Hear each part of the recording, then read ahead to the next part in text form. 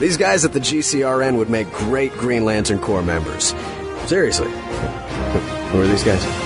You've just jumped inside the pull bag. Join TFG1 Mike and the rest of the comic reading crew here at the GCRN as they make their great escape into comics.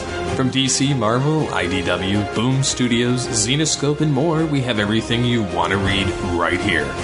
Transformers comics? Yeah, we cover that. He-Man? Yeah, sure. DC superheroes like Batman, Batgirl, Nightwing, and Batman Beyond? Yep, we have those too. How about TMNT from IDW and I Hate Fairyland from Image Comics? Yeah, we have all that here. Plus, so much more. It's all inside the pull bag here on the Geekcast Radio Network. So without any further ado, it's time to talk about the comics we are reading right now here inside the pull bag. Hello and welcome to The Pull Bag. This is episode 373. I'm, of course, TFG Mike. Joining me is Ryan, the Uneven Lantern Merkley. I guess that'll do. I don't know. So we are continuing on with IDW and DC Comics, Star Trek, Green Lantern. This is Volume 2, Stranger Worlds. This is, once again, written by Mike Johnson, art by Angel Hernandez, colors by Mark Roberts this time around, letters by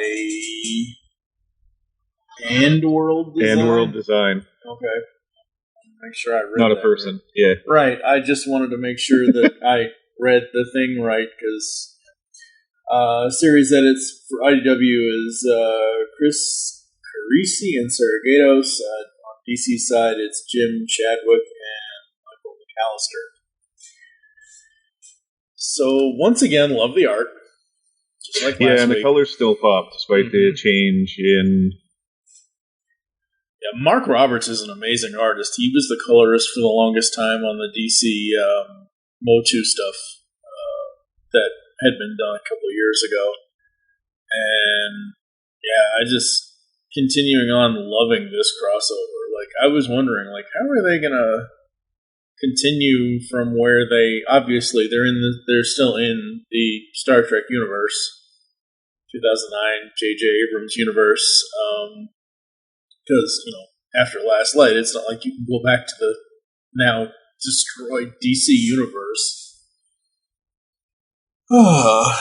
So.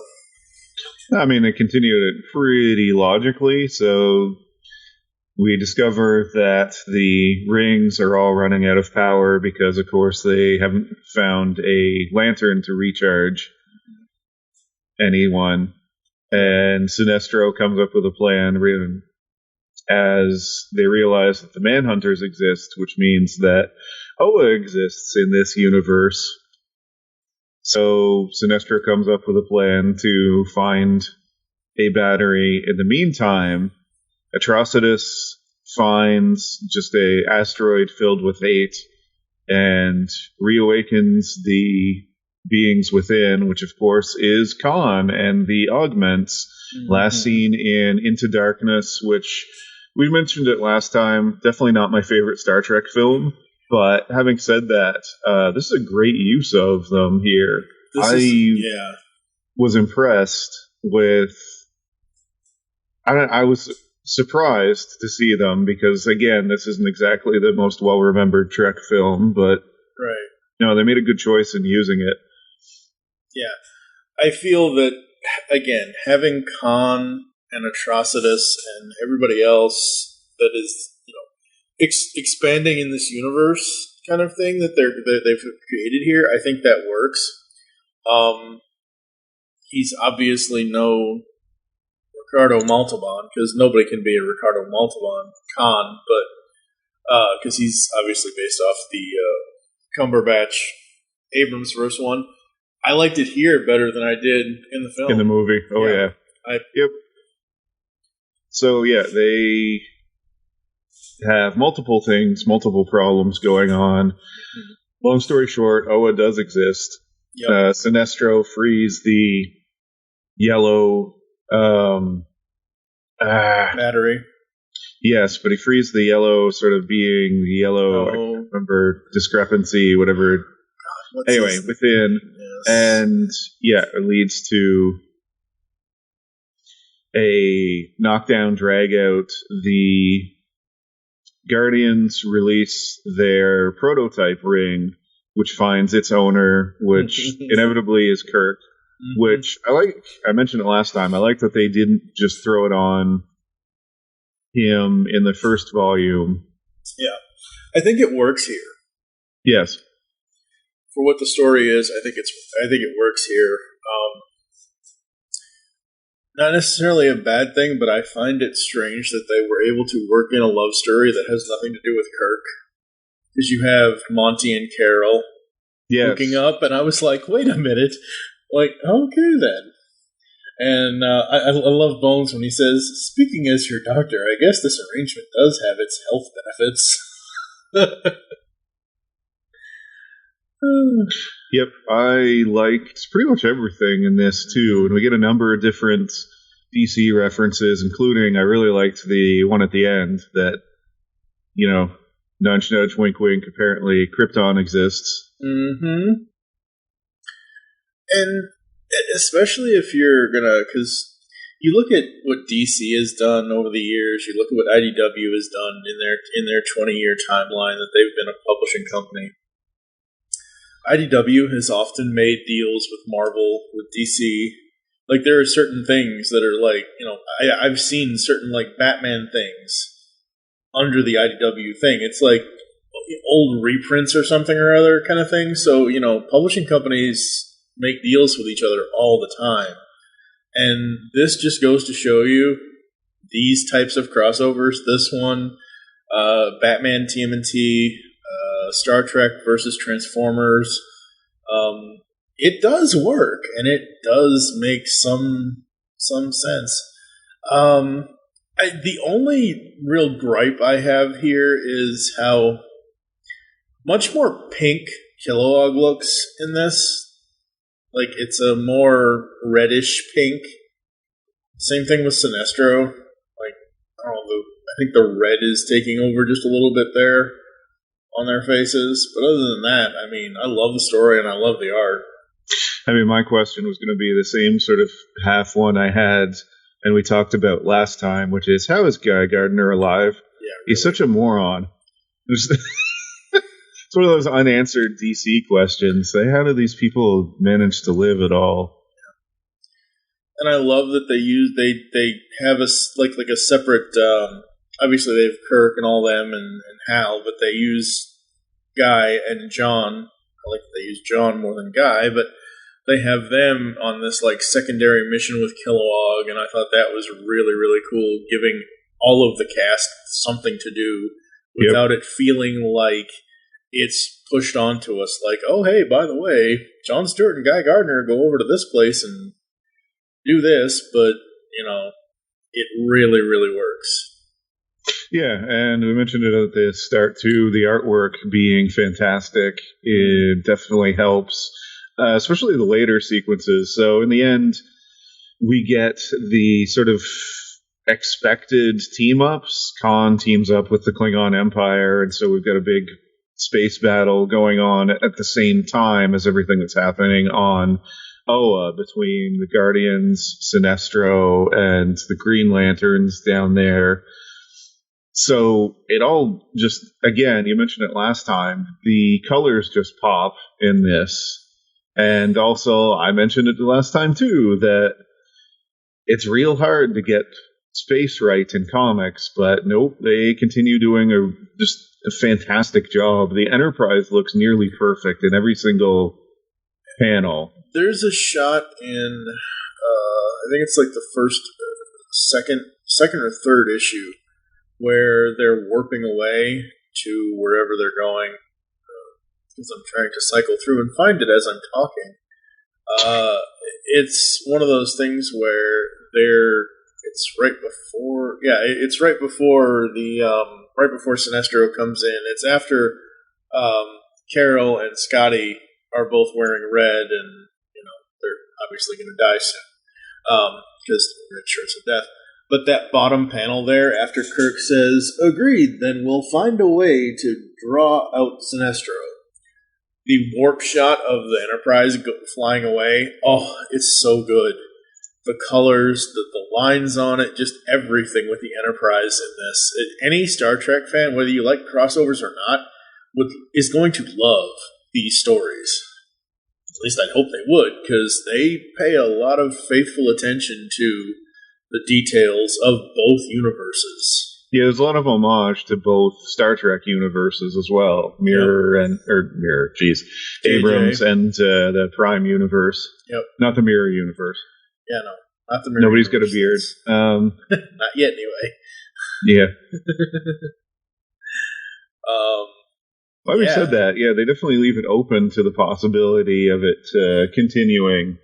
But I don't know if they're going to. It's been a few years now, unfortunately. It's been a few years since this one came out. This one came out early 2017. So it was 2 years between the first issue of the first volume and the first issue of this volume. Because the traded version came out, the collected edition came out in 2018. And yeah, I don't know if they're going to continue it. I mean, like you said, I love that they leave it open, but who knows? I would have liked to have seen more sort of Kirk using the ring in terms of more sort of creations of his, more creativity. Yeah. So more sort of kind of future or Starfleet related stuff versus, we always get the 20th century stuff, like Guy creates a big assault rifle. We've got an octopus from HAL at one point. I don't know, it might have been fun to have some like weird or funky 23rd century Trek creations with the ring, but I'm nitpicking. Yeah. And maybe they'll do that at some point. Who knows? Obviously, in the end, everything is happy, joy. Everybody saves the day. Sinestro escapes. That's the big sort of, possibility. He goes to the antimatter universe, which exists in Star Trek. So curious to see if they ever do anything with that. As well as, the rings are. The Enterprise / Starfleet take possession of the red and orange rings. Yep. But they still exist, so. Yep. Not to mention, you could always do a story with, the Klingons had access to their rings for quite some time. It's possible they reverse engineer. Just like Scotty did, yeah. Yeah, I think that's cool that, and you're right, Kirk needs to, like, if there is another story, because at the end of it says the end for now. So at some point, sometime, whenever the next anniversary rolls around for either franchise, maybe they'll... Well, to be fair, we're recording this on the 53rd anniversary of Star Trek. Okay, I was thinking more of, like, the 60th anniversary or the 40th anniversary of Transformers or some, not Transformers. No, I know. Whatever. You make Green Lantern. We gotta wait. My point was, we got a ways to go before we hit another milestone. Yeah. Yep. But I did very much enjoy this. I think these are super fun, nice stories that, as I said, pretty much give off great homages to both franchises. It isn't just like sticking two things together that aren't supposed to be together and then making it work, because it's cross dimensions, it's cross universes, it's alternate timelines. Star Trek is all about all of that stuff, and so is DC in most. DC has the multiverse, so it's not like it's not uncommon for them to do something like that. Yeah, I don't know. I would like to have them. It would be nice if this could become something they do every 1 to 2 years or something like that. But Yep. What would you give this one? I think it's another 5. It's fun. Yeah, I'm right there with you. I think it is another 5 out of 5. Usually when I give negative ratings, even like middle ground ratings, even like when I give a 3, it's because something hit me the wrong way or something didn't work for the story kind of thing. And there were no lags. There were no, oh, come on, really? You gotta do that in this story? It all made sense. It all flowed very well, and it's well written, and the art, as we've already said, is amazing. That's one good thing about the modern day comics, and not to knock the, where comics came from, but if we start doing 90s comics in this show, and the art's bad, I don't know if this show can survive that. Because I know the 90s are notorious for some really out there art. It was mostly good. The 90s are more notorious for really bad crossovers that kind of nearly put a stake in through the industry.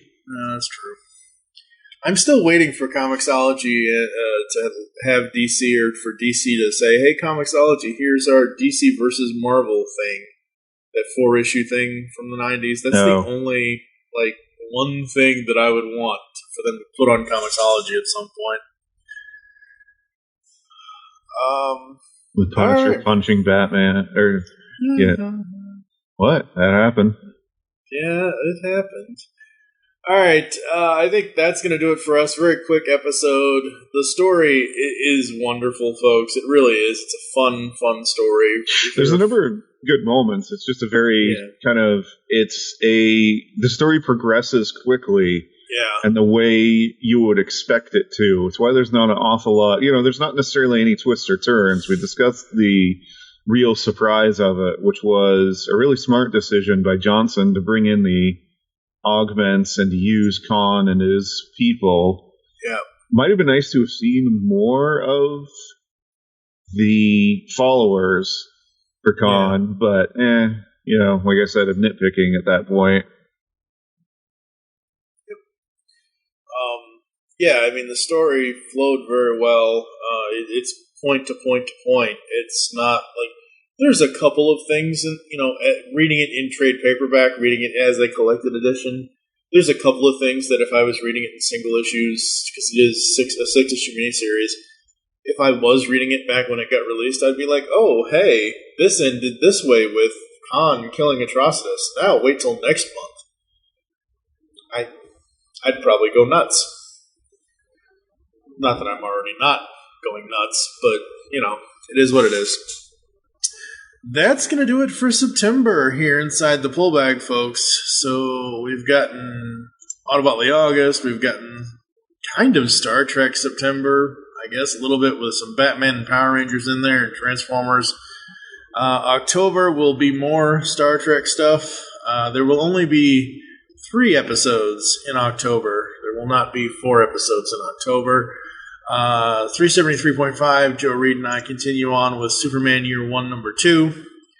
And then Steve Megatron and I are going to do Mirror Broken for Star Trek. And then hopefully Ryan, Steve, and I can do Star Trek versus Transformers. So that's what's coming up on the show. Where can the people find you online, sir? At Nightbeat on Twitter. I am at TFG and Mike on Twitter. You can also follow at The Pullbag and follow the network at Geekcast Radio. Make it your great escape into comics, and we will catch you next time here inside The Pullbag. You've just heard the latest episode of The Pullbag, the GCRN's first comic review and discussion podcast. There are several ways to get in touch with us and leave feedback for the show. You can visit the website, geekcastradio.com, where you can comment on the episode and all of our different podcasts. You can rate and leave a review for the show on iTunes. Be sure to leave us feedback. Become a fan of us on Facebook, facebook.com/thepullbag. Send us an email, feedback at geekcastradio.com. Follow us on Twitter at thepullbag and at geekcastradio. So until next time, make your great escape into comics and unleash the geek in you. Please enter program. The android at the bar said you could show me my old ship. Let me see it. Insufficient data. Please specify parameters. The Enterprise. Show me the bridge of the Enterprise, you chattering piece of... There have been 5 Federation ships with that name. Please specify by registry number. NCC 1701. No bloody A, B, C, or D. Program complete. Enter when ready.